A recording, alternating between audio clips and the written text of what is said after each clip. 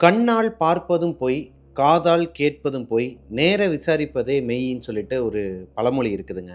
இந்த பழமொழி எதுக்காக இப்ப நான் ஸ்டார்ட்டிங்லயே சொல்றேன் அப்டின்னா, நம்ம சின்ன வயசுல கரண்ட் போச்சுனாலோ, இல்ல அக்கம் பக்கத்துல இருக்கிற பாட்டிங்க, இல்ல சின்ன பிள்ளைங்கலாம் மொத்தமா உட்காந்துக்கிட்டு கதை சொல்லுவாங்க நைட்டு. நம்மள தூங்க வைக்கிறதுக்கு வீட்ல கூட கதை சொல்லுவாங்க. பாட்டியா இருக்கட்டும், அம்மாவா இருக்கட்டும், நம்மளோட ஃப்ரெண்ட்ஸா கூட இருக்கலாம். அவங்க வந்து கதை சொல்லுவாங்க நம்மகிட்ட. சின்ன வயசுல இந்த மாதிரி ஒரு ஊர்ல, ஒரு ஏரியால வந்து நாங்க இருக்கும்போது, எங்களுக்கு இதெல்லாம் நடந்துச்சு. அப்போ நாங்க அதுலேருந்து வெளிய வரதுக்கு ரொம்ப கஷ்டப்பட்டோம். அப்படிங்கிற மாரி கதையெல்லாம் சொல்லுவாங்க. நம்மளும் அத கேட்டுட்டு பயந்து நடுங்கியிருப்போம். அதாவது அவங்க சொல்றது ஒரு கோஸ்ட் ஸ்டோரியா இருக்கும். நானும் அந்த மாதிரி கதைகள்லாம் சின்ன வயசுல சொல்லியிருக்கேங்கிறத இதுக்கு முன்னாடி வீடியோலயே சொல்லியிருக்கிறேன் உங்ககிட்ட. அந்த மாதிரி இன்னைக்கு நமக்கு ஸ்டோரி அனுப்புன ஒரு பொண்ணு Instagramல, அந்த பொண்ணோட அக்கா பேரு கதீஜா. அவங்க ஒரு முஸ்லீம் ஃபேமிலி. அவங்களோட அக்கா இந்த பொண்ணுகிட்ட, இந்த பொண்ணு சின்ன வயசுல இருக்கும்போது அவங்க கிட்ட ஒரு சில கதைகள்லாம் சொல்லி அவங்கள பயமுறுத்தி தூங்க வைப்பாங்களாங்க. ஆனால் ஒரு கட்டத்துக்கு மேல இந்த பொண்ணு வளர்ந்ததுக்கு அப்புறமா அவங்க அக்கா சொன்ன ஸ்டோரி எல்லாமே உண்மைதாங்கிறது இந்த பொண்ணுக்கு தெரிய வருதுங்க. அதுக்கு காரணம் இந்த பொண்ணுமே நிறைய அமானுஷ்யங்களை இவங்களோட லைஃப்ல ஃபேஸ் பண்றாங்க. கத்தீஜா அவங்களுக்கு இந்த சம்பவம் நடந்தது கோயம்புத்தூர்லங்க. கத்தீஜாக்கு மட்டும் கிடையாது, அவங்களோட ஏரியால இருக்கிற நிறைய பேருக்கு இந்த அமானுஷ்யம் நடந்திருக்குது. ரொம்பவே கொஞ்சம் டிஃப்ரெண்டாவே இருந்துச்சுங்க. இது உண்மையா பொய்யாங்கிறது இந்த கதையை எனக்கு அனுப்பின பொண்ணுக்கு தெரியாதான் ஃபர்ஸ்ட்லாம். ஆனால் இப்போ இவங்க லைஃப்ல நிறைய விஷயங்கள்லாம் அக்கம் பக்கத்துல கேள்விப்படுறது, இவங்க அம்மாவுக்கே நடந்த சில விஷயங்கள்லாம் இவங்க அக்கா சொன்னது உண்மையா தான் இருக்கும். ஒரு மனப்பக்குவத்துக்கு அந்த பொண்ணை கொண்டு வந்திருக்குது. அந்த பொண்ணு அவங்களோட அக்கா, அவங்களோட சின்ன வயசுல அவங்க கிட்ட சொன்ன ஸ்டோரியை இப்போ என்கிட்ட ஷேர் பண்ணியிருக்கிறாங்க. அதை பத்தி தான் இன்னைக்கு நம்ம ஷோல பார்க்க போறோம். அது மட்டும் இல்லாம இந்த கதை மாதிரியே இன்னொருத்தவங்களும் அனுப்பியிருக்கிறாங்க. ஸோ 2 ஸ்டோரி இன்னைக்கு நம்ம பார்க்க போறோம். Welcome to our show devil's kitchen.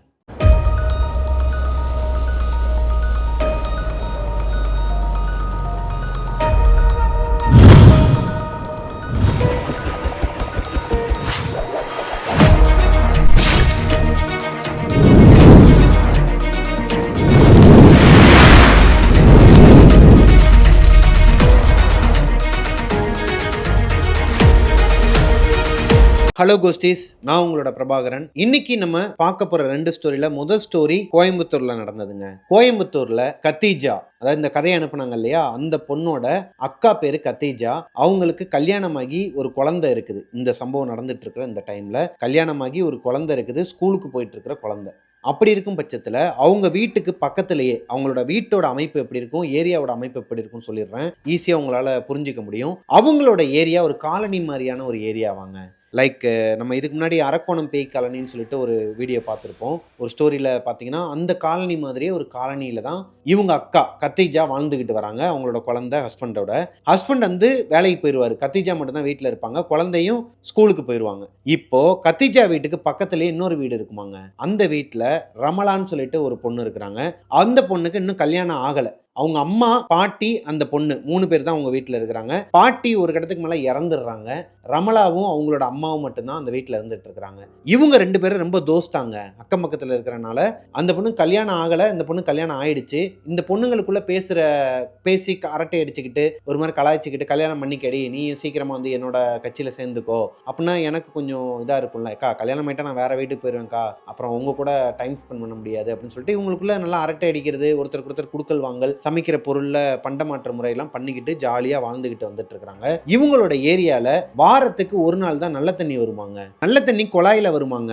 அப்படி இல்லைன்னா வாட்டர் டேங்க்ல வந்துருமா. வாரத்துக்கு ஒரு நாள் தான் வருமா. அதை இவங்க எல்லாருமே வந்து தண்ணியை பிடிச்சி வச்சுக்கணுமா. அதுவும் அன்டைம்ல தான் வருமாங்க. நைட்டு 2 மணிக்கு, மிட் நைட் 2 மணிக்கு தான் நல்ல தண்ணி திறந்து விடுவாங்களாம், இல்ல வாட்டர் டேங்க்ல கொண்டு வருவாங்களாம். அப்படி இருக்கும் பட்சத்துல நிறைய பேர் தூங்கிடுவாங்களாங்க, பிடிக்க முடியாதான். இதே மாதிரி எங்க ஊர் விருதுநகர்லயும் வந்து நடக்குங்க.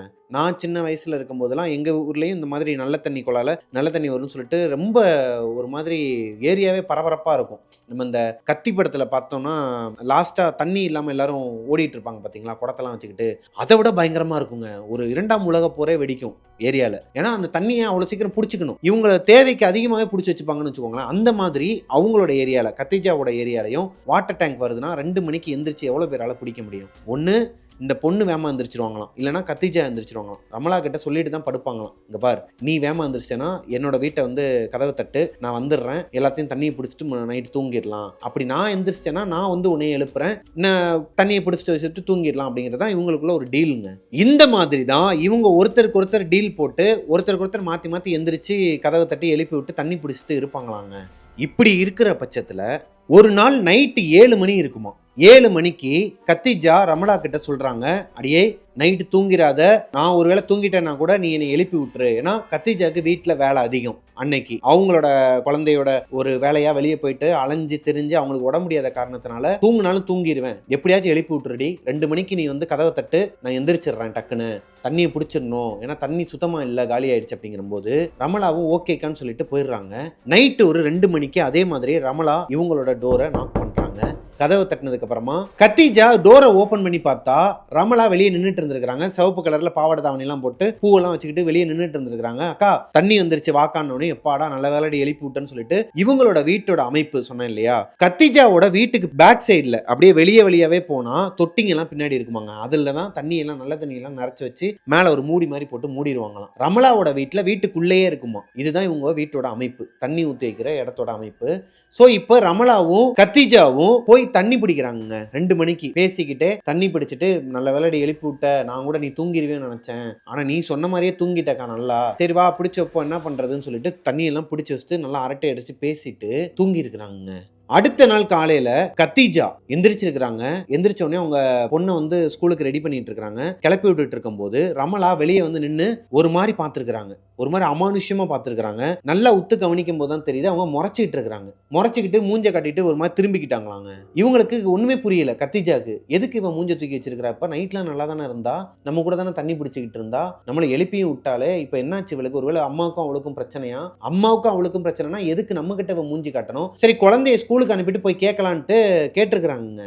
அடியே ஏண்டி ஒரு மாதிரி மூஞ்சி திருப்பிட்டு போற, நைட்டு நல்லா தானே இருந்த, நைட்லாம் நல்லா தானே இருந்த, இப்ப ஏன் ஒரு மாதிரி இருக்க, பின்ன நைட்டு வந்து என்னக்கா நம்ம டீல் போட்டோம், என்ன டீல் போட்டோம், ஒண்ணு நீ எந்திரிச்சிட்டேனா எங்க வீட்டு கதை வந்து தட்டு, என்னை எழுப்பி விடு, இல்லைன்னா நான் எந்திரிச்சிட்டேனா உன்னை வந்து எழுப்புறங்கிறதா நம்ம டீலு.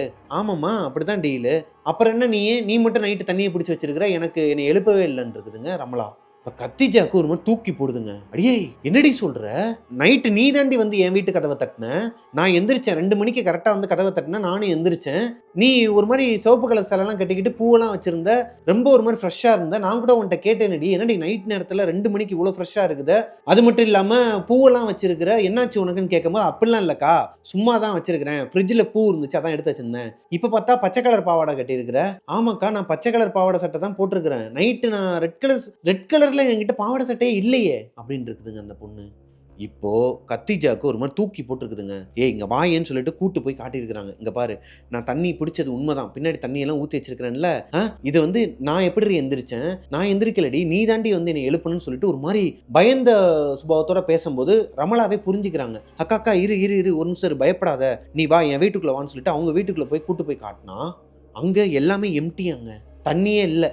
அவங்க வீட்டில் பிடிச்சி வைக்கிற இடம் ஃபுல்லாக எம்டியாக இருந்திருக்குது. இதை பார்த்தியா, அம்மாவும் என்னை திட்டுன்னு திட்டுச்சு, அவளை நம்பி படுத்தலை அவ்வளோதான் அப்படின்ட்டு. இப்போது நான் என்னக்கா பண்ணுவேன், இல்லடி சத்தியமாக நீ நைட்டு எந்திரிச்சு நீ தாண்டி என்னை வந்து எழுப்பி விட்ட, கதவை தட்டினடி, நான் வந்து திறந்தேன்டி, இந்த மாதிரி பூவெல்லாம் வச்சுருந்தேன்னு சொன்னதே சொல்லிட்டு இருந்திருக்கிறாங்க. அக்கா விடு ஒன்றும் இல்லை நான் வரல நைட்டு போதுமான்னு சொல்லிட்டு அவங்க சமாளிச்சுட்டு போயிருக்கிறாங்க. ஏன்னா இவங்க அந்த அளவுக்கு பயந்துருக்கிறாங்க. இருந்தாலும் கத்திஜாக்கு ஒரு மாதிரி தூக்கி போட்டு ஒரு மாதிரி குளிர்ஜூரம் வந்திருக்குதுங்க, பயந்துருக்கிறாங்க. அப்போ வந்தது யாரு, நைட் நேரம் கதவை தட்டினது யாரு, அந்த சிவப்பு கலர் பாவாடை தாவணி போட்டு பூ வச்சு நல்லா ஒரு மாதிரி ஃப்ரெஷ்ஷா இருந்த அந்த பொண்ணு யாரு, தண்ணி வேற பிடிச்சிட்டு போயிருக்குது, இவங்களோட வீட்டு குடம் அதே குடத்துல வந்து தண்ணி பிடிச்சிட்டு வேற போயிருக்குது. அப்ப யாரு ஒண்ணுமே புரியாம கத்திஜா அவங்க அம்மா வீட்டுக்கு போயிருக்கிறாங்க. பயந்துட்டு அவங்க அம்மா வீட்டுக்கு போயிட்டாங்க. அம்மா அந்த மாதிரி நைட்டு நடந்துச்சுமா, எனக்கு பயமா இருக்குமா, ரொம்ப ஒரு மாதிரி குளிர்ஜுரமா இருக்குமான்னு சொல்லிட்டு சொன்னதுக்கு அப்புறமா அவங்க ஒரு தர்கா கூட்டு போயிருக்கிறாங்க. கூட்டு போயிட்டு மந்திரிச்சு விட்டுட்டு வந்ததுக்கு அப்புறமாவும் இவங்களுக்கு குளிர்ஜுரம் தொடர்ந்து இருந்திருக்குதுங்க.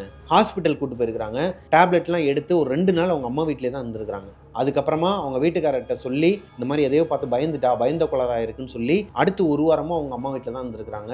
அடுத்து 8வது நாள் அவங்க குழந்தைக்காக, ஏன்னா குழந்தையும் இப்போ அவங்க அம்மா கூடயே வந்துருச்சு, எங்கன்னா அவங்க அம்மா வீட்டுக்கு, இந்த கத்திஜாவோட அம்மா வீட்டுக்கே வந்துருச்சு அவங்களோட குழந்தையும். அங்கேருந்து தான் ஸ்கூலுக்கு கிளப்பி அனுப்பிட்டு இருந்திருக்காங்க. இப்போ ஒரு 8 நாள்ல ஒரு மாதிரி செட்டில்ட் ஆயிடுறாங்க. ஓகே, இதுக்கப்புறம் எதுவும் ஒன்றும் ஆகாதுன்னு சொல்லிட்டு பாய் கொடுத்த அந்த தாயத்தை எல்லாத்தையும் எடுத்துக்கிட்டு அவங்களோட வீட்டுக்கு அந்த காலனிக்கே போறாங்க. அங்க போனதுக்கு அப்புறமா இப்போ ரமலா சொல்றாங்க, அக்கா நீ அதையே மைண்ட்ல வச்சுட்டு இருக்காத, பயப்படுறேன்னு சொல்லி கேள்விப்பட்டேன், உனக்கு என்ன ஆச்சுன்னு சொல்லிட்டு ஏரியா முழுக்க ஸ்ப்ரெட் ஆயிடுச்சு, நீ இதெல்லாம் மனசுல வச்சுக்காதக்கா, நான் தான் இன்னைக்கு நைட் எழுப்புனேன், போதுமா, பிராங்க் பண்ணிட்டேன் உன்னை, ஏய் சும்மா அதையே சொல்லாதடி, நீ என்னை எழுப்புனா எப்படி, பிராங்க் பண்ணனா எப்படி, உன் வீட்டுலலாம் தண்ணியை பிடிச்சி வைக்காம உங்க அம்மா கிட்ட திட்டு வாங்குவியா நீ, என்னத்தையும் சொல்லாதன்னு சொல்லிட்டு இவங்களோட வேலையை பார்த்துட்டு இருந்திருக்காங்க. அஸ்யூஸ்வல் இவங்களோட ஒர்க் எல்லாத்தையும் பார்த்துக்கிட்டு நார்மலா தாங்க லைஃப் போயிட்டு இருந்திருக்குது. அன்னைக்கு ஈவினிங்கா ஒரு 6-6:30க்கு அந்த ஏரியால இருக்கிற ஒரு பாட்டி, ரமலா வீட்டுக்கு அடுத்த வீட்டுல ஒரு பாட்டி இருப்பாங்களாம். பாட்டி பேரனோட வைஃப், இவங்க தான் அந்த வீட்டுல இருப்பாங்களாங்க. இப்போ அந்த பாட்டி கத்திஜாவோட வீட்டு கதவை தட்டுறாங்க. என்ன இவங்க ஓபன் பண்ணி பார்த்தோன்னா, என்னமான்னு சொல்லி கேட்கும்போது, நான் வரமா ஒரு நிமிஷம் உங்ககிட்ட கொஞ்சம் பேசணும், என்னாச்சுமான்னு சொல்லி கேட்கும்போது, உனக்கு நடந்தது எல்லாத்தையும் நான் கேள்விப்பட்டேன், இதே சம்பவம் எனக்கும் நடந்திருக்குதுமா, இந்த ஏரியால ஏதோ ஒரு அமானுஷ்யம் இருக்குது, மர்மமாவே இருக்குது, இந்த ஏரியால என்ன நடக்குதுன்னு யாருக்குமே தெரியல, எனக்கு மட்டும் இல்ல நிறைய பேருக்கு நடந்திருக்குது, எனக்கு நடந்ததை நான் உங்ககிட்ட சொல்லணும்னு தான் வந்தேன், என்னமா நடந்துச்சுன்னு சொல்லி கேட்குறாங்க. அந்த பாட்டியும் தாத்தாவும் மட்டும் தான் முதல்ல அந்த வீட்டில் இருந்தாங்களாங்க. அவங்களோட பையன் தனி கொடுத்தனம் போய் வேற ஒரு ஏரியாவில் இருந்திருக்கிறாரு. இப்போ ஜாப் இந்த ஏரியா சைடே வந்தனால இவங்க அம்மாவோட வீட்டுக்கே வந்துட்டார். அதான் அந்த தாத்தாவும் இறந்துட்டாராம். அதுக்கப்புறமா தான் இப்போ அவங்க பையன் அவங்களோட ஒய்ஃபோட இருக்கிறாங்க அந்த பாட்டி. ஆனால் இதுக்கு முன்னாடி அந்த தாத்தாவும் பாட்டியும் தான் அந்த வீட்டில் இருந்திருக்கிறாங்க. அப்படி இருக்கும்போது பக்கத்து வீட்டுக்காரங்க, இந்த ரமலா வீட்டுக்கு பக்கத்துல இன்னொருத்தவங்க இருப்பாங்களாம், ஒரு பாய் வீட்டம்மா, அவங்க பசும்பால் வாங்குவாங்களாங்க, வெளியே கொண்டு வந்து தான் ஊத்துவாங்க. இப்ப இருக்கிற மாதிரி பாக்கெட் பால்லாம் அப்ப கிடையாது, பசும்பால் ஃப்ரெஷ்ஷா எடுத்துட்டு வீட்டுல சப்ளை பண்ணுவாங்க. அந்த மாதிரி பசும்பால் ஊத்துறதுக்கு ஒரு பொண்ணு இருக்குதாங்க அந்த ஏரியால, இந்த காலனிக்குன்னு சொல்லிட்டு ஒரு பொண்ணு இருக்குதான். அந்த பொண்ணு கிட்ட நான் பசும்பால் வேணுமா, எனக்கும் என் வீட்டுக்காரருக்கு ரொம்ப உடம்பு முடியல, அந்த தாத்தாக்கு ரொம்ப உடம்பு முடியாதனால டாக்டர் என்ன சொல்லியிருக்காங்கன்னா, பசும்பால் நைட்டு தூங்குறதுக்கு முன்னாடி குடிக்க சொல்லுங்கன்னு சொல்லியிருக்காங்க. ஸோ பசும்பால் என் வீட்டுக்காரருக்கு வேணும், அந்த பொண்ணு வந்துச்சுன்னா கொஞ்சம் சொல்லேன், எனக்கும் ஊத்த சொல்லேன் அப்படின்னு சொல்லிட்டு போயிருக்கிறாங்க. நைட்டு நல்லா தூங்கிட்டு இருந்திருக்காங்க, பாட்டியும் தாத்தாவும் தூங்கிட்டு இருந்திருக்காங்க. டோரை யாரோ ஒருத்தவங்க நாக் பண்றாங்க. பாட்டி எந்திரிக்கிறாங்க. எந்திரிச்சு போய் கதவை திறந்து பார்த்தா ஒரு பாவாடை சட்டை போட்டு ஒரு பொண்ணு, பால் கேட்டிங்களாம்லமா, இந்தாங்க அதான் ஊத்திட்டு போக வந்தேன்னு சொல்லியிருக்குதுங்க. இந்த அம்மாவும் கண்ணை அப்படியே தொடச்சிக்கிட்டு சமையலறையில போய் ஒரு பாத்திரத்தை எடுத்துட்டு அந்த பாப்பா கிட்ட பாலை வாங்கிக்கிட்டு, பசும்பால் வாங்கிட்டு, ரொம்ப நன்றிமா, வாரத்துக்கு ஒரு தடவை உனக்கு அமௌண்ட் கொடுத்துறேன், இல்லைன்னா மாசத்துக்கு ஒரு தடவை கொடுத்துட்றேன், அதெல்லாம் ஒன்றும் பிரச்சனை இல்லை, ஓகே அப்படின்னு சொல்லிட்டு அந்த பொண்ணு போயிருச்சாங்க. இவங்க டோரை லாக் பண்ணிட்டு அங்கே கிச்சனில் போய் அந்த பால் பாத்திரத்தை வச்சு மூடி வச்சுட்டு படுத்துருக்குறாங்க. படுக்கும்போது டைம் பார்த்துருக்குறாங்க. டைம் பார்த்தா நைட்டு 2 மணி, மிட் நைட் 2 மணி. கத்தீஜாவுக்கு நடந்த இந்த சம்பவம் நடந்ததும் மிட் நைட் 2 மணி தான். அதே மாதிரி அந்த பாட்டிக்கும் 2 மணிக்கு யார் பால் ஊத்துவா? 5-5:30 தான் அந்த பிள்ளை பால் ஊத்துமா அந்த ஏரியால எல்லாருக்குமே. அப்படி இருக்கும் பட்சத்துல வந்தது யாரு? இந்த பாட்டிக்கு ஒரு தூக்கி போட்டுருக்குதுங்க.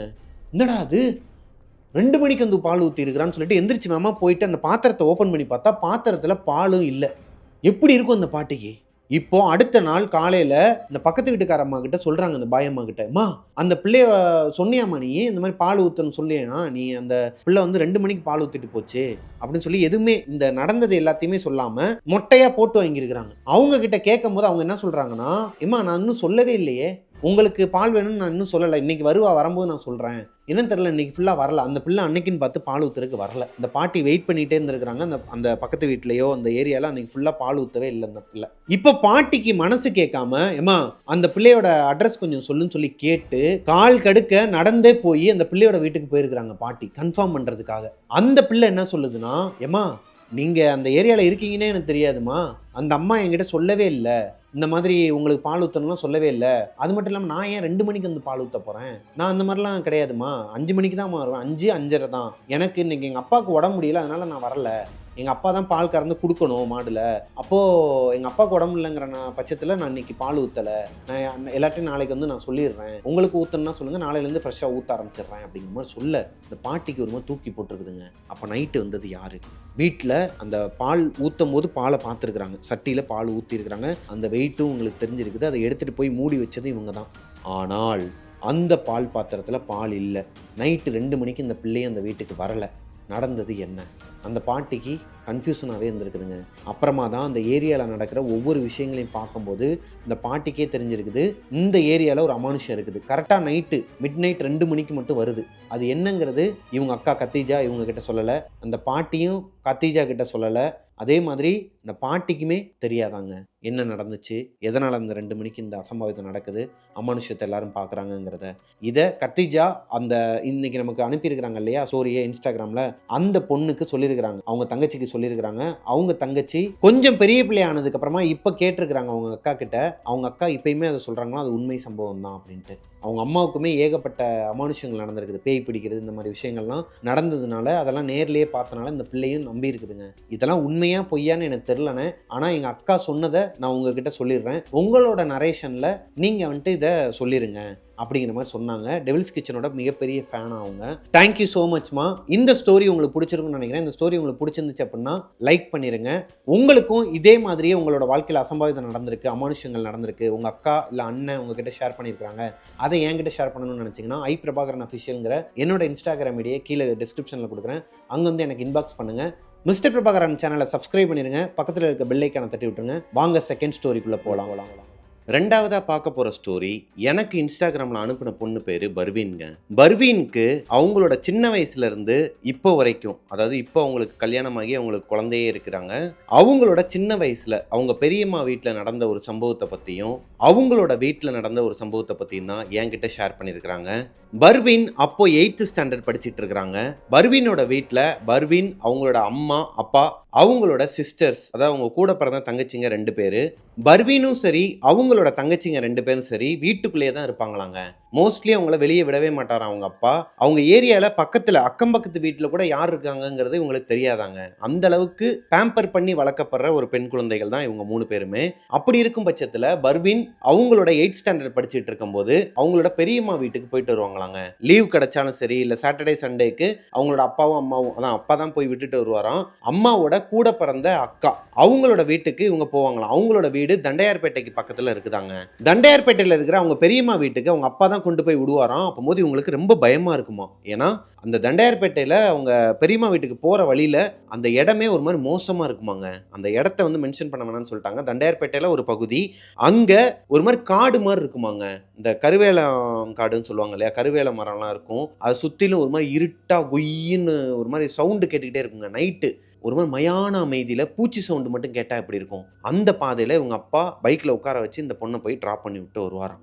அப்போது அந்த சைடு போகும்போதே நிறைய பாலடைஞ்ச பங்களா, ஒரு மாதிரி பூத் பங்களான்னு நம்ம மூவிஸ்லாம் பார்த்துருப்போம், அந்த மாதிரியான பங்களாலாம் அந்த ஏரியாவில் நிறையா இருக்குமாங்க. பர்வீனோட பெரியம்மாக்கு 2 பொண்ணுங்க 2 பசங்களாங்க, மொத்தம் 4 கசின்ஸ் இவங்களுக்கு.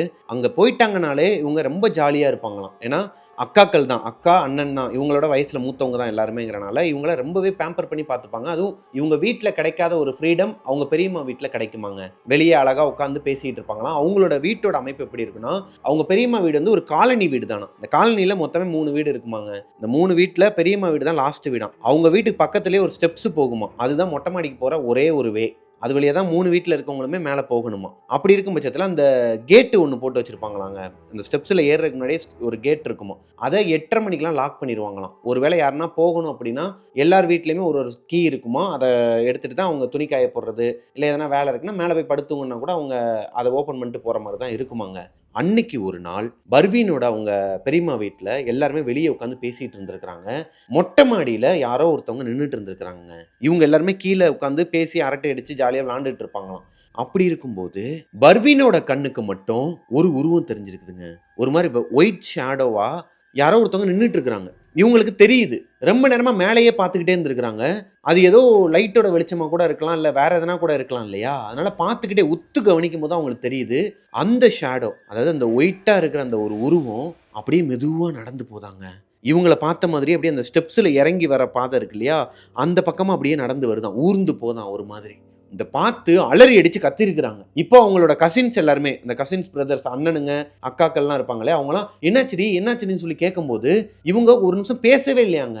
ரொம்ப அழுது இருக்கிறாங்க. ஒரு மாதிரி ஏங்கி அழுதுகிட்டு மேலேயே கையை காட்டி இருக்கிறாங்க. எல்லாருமே மேலே பார்த்துருக்காங்க. இவங்க கையை காட்டின அடுத்த செகண்டே எல்லாருமே மேலே பார்த்துருக்காங்க. யாருமே இல்லை. என்னம்மா என்னாச்சுமா, மேலே யாருமே இல்லைம்மா, ஏமா அங்கே கையை காட்டுற, ஏமா அழுகுற, ஏமா அழுகாத, ஒரு நிமிஷம் இருன்னு சொல்லிட்டு தண்ணிலாம் கொடுத்துருக்காங்க. குடிச்சிட்டு ஒரு 2 நிமிஷம் அப்படியே அமைதியாயிட்டு அப்புறமா பேசியிருக்கிறாங்க.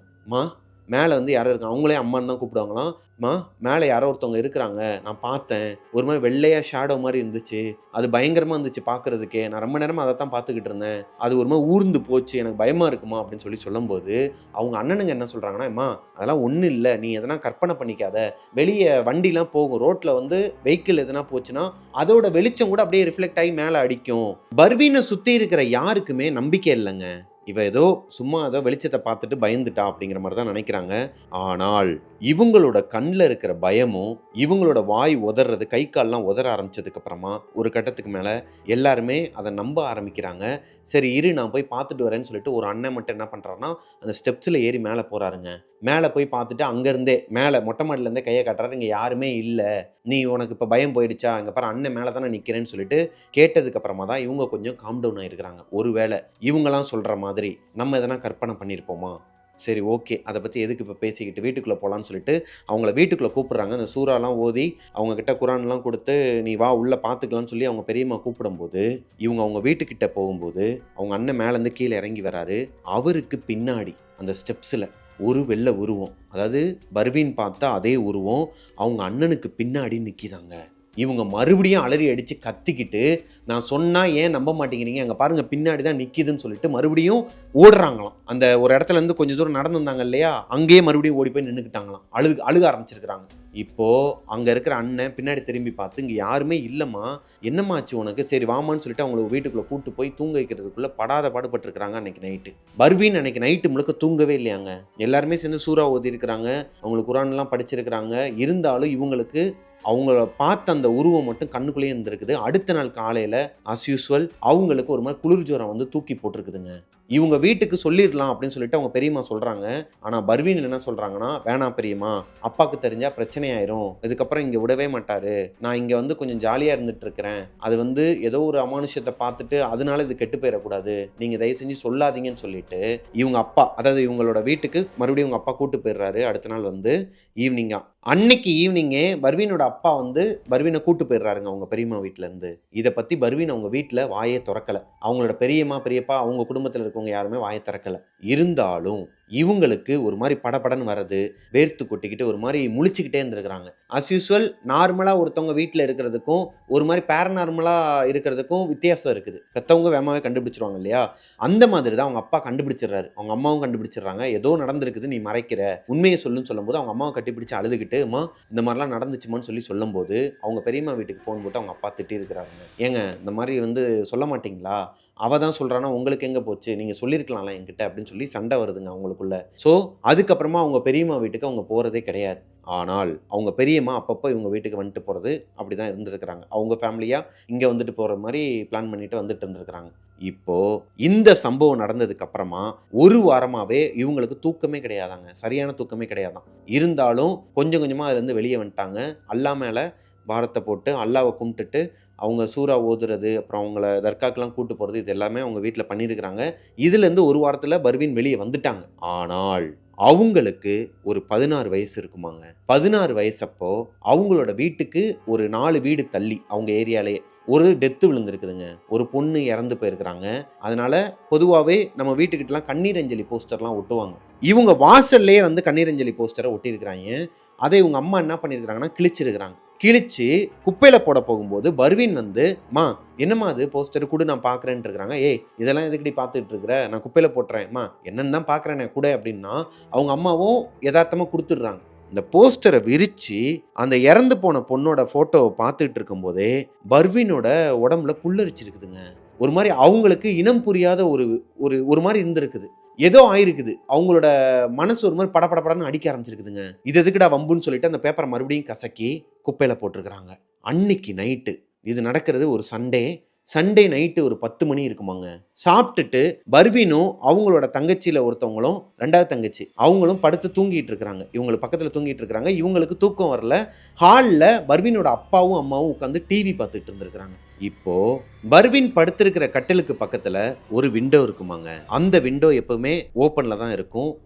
காத்தோட்டமா இருக்கட்டும் சொல்லி அதை ஓப்பன் பண்ணி தான் வச்சிருப்பாங்களாம். ஆனால் இன்னைக்கு பக்கத்து வீட்லயே வந்து ஒரு பொண்ணு இறந்து போனனால ஆட்களும் அதிகமா வெளியே நிக்கிறனால அதை க்ளோஸ் பண்ணி வச்சிருந்திருக்கிறாங்க. ஒரு கட்டத்துக்கு மேல பர்வீனுக்கு தூக்கம் வருது. தூங்கலான்னு சொல்லிட்டு கண்ணை மூட போகும்போது அவங்களோட கால்ல இருந்து முட்டி வரைக்கும் ஏதோ ஊறி இருக்குதுங்க. லைக் ஏதோ பூரான் கீரான் எதனா வந்துருச்சா என்னன்னு சொல்லிட்டு படக்குன்னு எந்திரிச்சிருக்கிறாங்க. எந்திரிச்சு பார்த்தா யாருமே இல்லை. அதாவது யாருன்னா காலை கீழே சுரண்டி இருப்பாங்களா, இல்லை யாருன்னா மேலே பூரா மாதிரி எதனா ஏறி இருக்குமாங்கிற ஒரு டவுட்ல தான் எந்திரிச்சு பார்த்துருக்காங்க. எதுவுமே இல்லை. இப்போ பர்வீனோட இன்னொரு தங்கச்சி வந்துடுறாங்க. வந்து படுத்து தூங்குறாங்க. ஆனால் அவங்க அப்பாவும் அம்மாவும் மட்டும் டிவி பார்த்துட்டு தான் இருக்கிறாங்க இன்னுமே ஹாலில். இப்போ அவங்க தங்கச்சி கேட்குறாங்க, என்னாச்சுக்கா, ஏன் எந்திரிச்சிருக்கிற, தூங்கலையா அப்படின்னு சொல்லி கேட்கும்போது, இல்லடி ஒன்றும் இல்லை, நீ படுத்துக்கோ தூங்கு அப்படின்னு சொல்லிட்டு அவங்க தூங்கிடுறாங்க. இவங்களும் படுத்துடுறாங்க. ஒரு 10 நிமிஷத்துக்கு அப்புறமா பர்வீன் கையில வந்து ஒரு வளையல் போட்டிருப்பாங்களாங்க.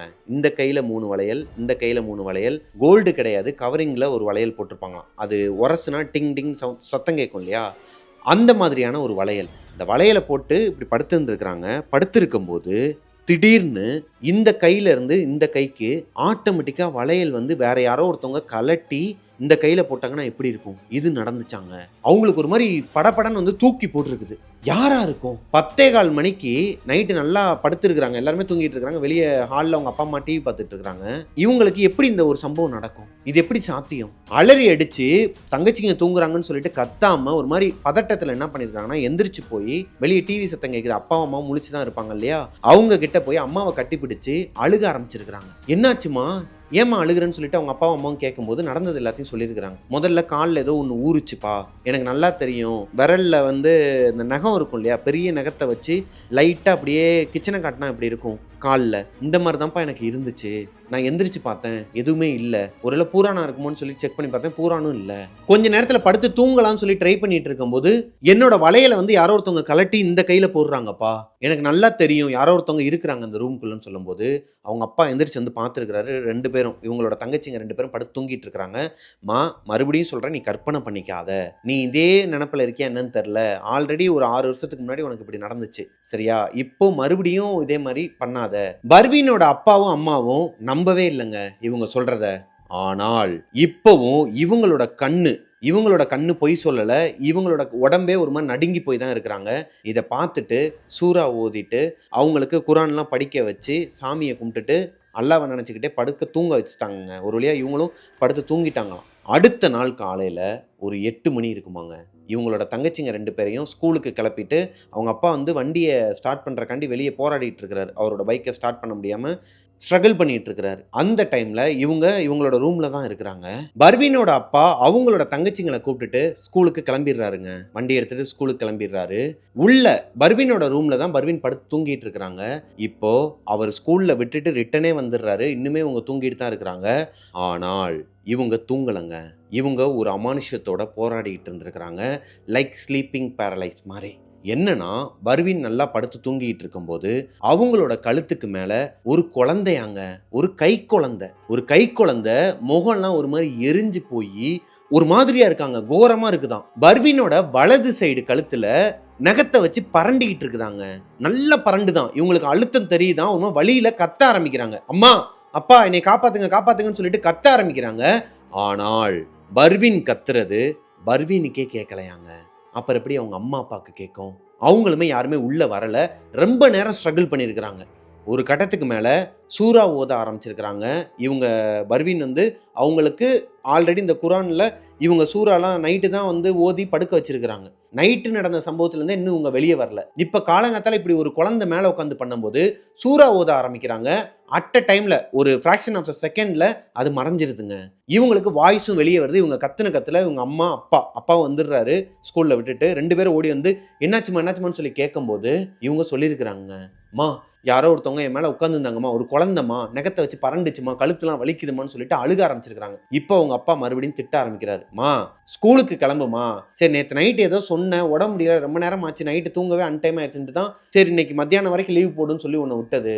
மதியத்துக்கு மேல கிளம்புன்னு பார்த்தா இப்போ மறுபடியும் இப்படி சொல்லிட்டு இருக்க, உனக்கு ஸ்கூலுக்கு போக பிடிக்கலையா, அதனால தான் இப்படிலாம் பேசிட்டு இருக்கேன்னு சொல்லிட்டு அவர் வாக்குவாதம் பண்ண ஆரம்பிச்சிருக்கிறாருங்க. அப்புறமா தான் பர்வீனோட கழுத்தை ஓப்பன் பண்ணி பார்த்தா இந்த இடம் ஃபுல்லாவே அவங்க சொன்ன மாதிரியே ஒரு மார்க் இருக்குதுங்க. நகத்தால வந்து நல்லா கீறி விட்டா எப்படி இருக்கும், அமுக்குனா ஒரு தடம் இருக்கும் இல்லையா, அதே மாதிரி மார்க் அவங்க கழுத்துல இருக்குது. இதை பார்த்ததுக்கு அப்புறமா தான் அவங்க அப்பாவும் அம்மாவும் நம்பி இருக்கிறாங்க. ஐயையோ இது ஏதோ தப்பா இருக்குதே, அப்ப இவ சொல்றதெல்லாம் உண்மைதான் போல இருக்கே.